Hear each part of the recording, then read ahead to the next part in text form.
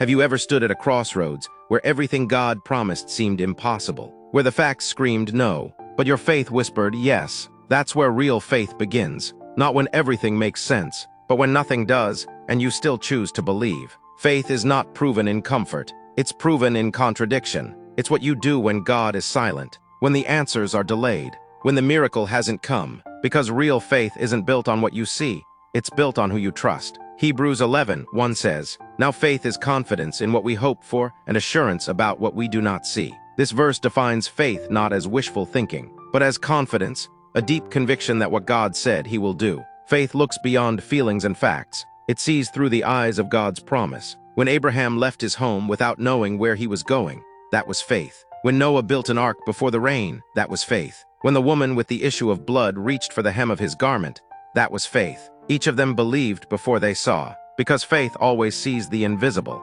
believes the incredible, and receives the impossible.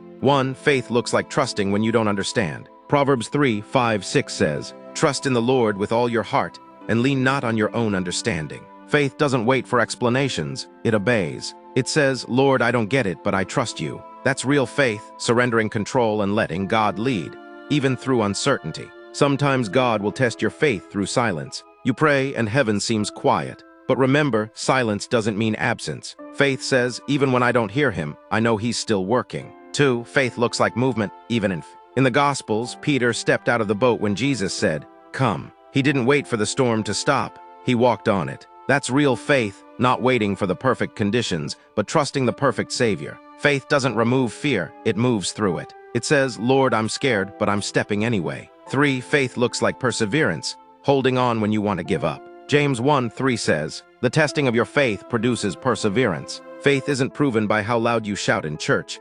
It's proven by how long you stand when life hits hard. When Job lost everything, he still said, "Though he slay me, yet will I trust him." That's faith that has been refined, faith that doesn't quit. Faith looks like expectation, believing God can do it again. Faith reminds you, if God did it before, he can do it again. It recalls his past victories as fuel for your present battles. Faith says, "God, I've seen you move mountains before, I believe you'll move this one too." Even when you don't see the outcome, you can rest in the one who holds it, because faith doesn't depend on what's in your hands. It depends on who holds your heart. Real faith doesn't always get quick answers. It cries, it questions, but it doesn't quit. It keeps showing up, keeps praying, keeps believing. Because faith knows God is faithful, even when life isn't fair. If you're in a season where your faith is being tested, remember, God is not punishing you, he's positioning you. The delay isn't denial.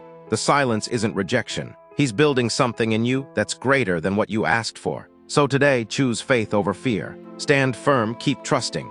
Because real faith, the kind that moves mountains, is born in the valley. This is Bible Breakdown, where we bring Bible stories and truths to life. If this spoke to you, share it with someone who's losing hope. Because faith isn't just something we believe in, it's something we live.